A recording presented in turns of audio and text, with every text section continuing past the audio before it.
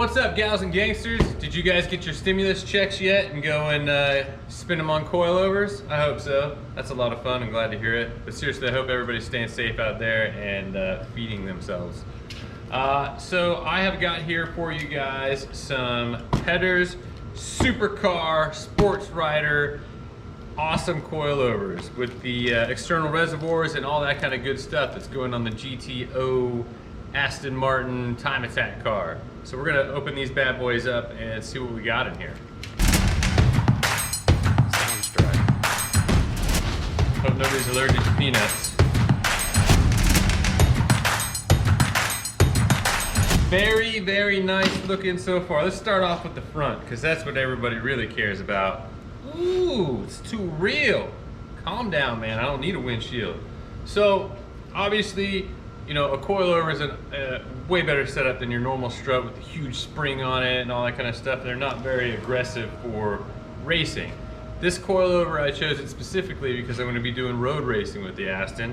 So it's got the external reservoir, which allows the fluid to have extra room to travel, and that will help it keep cool a little bit longer and a little bit better. This is 30 position adjustable, so that I can get this car slammed down to the ground, or I can lift it up a little bit if I need to. The dampening on it is extremely easy. There's a screw right here on the top. You can make it hard, you can make it soft. You know we're gonna make it hard. So it's a very nice setup. You can change out your springs if you need to change your spring rate down the road. A very nice front coilover. We'll be installing those later on. For the rear, pretty clean setup here. So the GTO chassis doesn't have a standard strut style in the back. It's got a shock and then it's got a spring separate from it.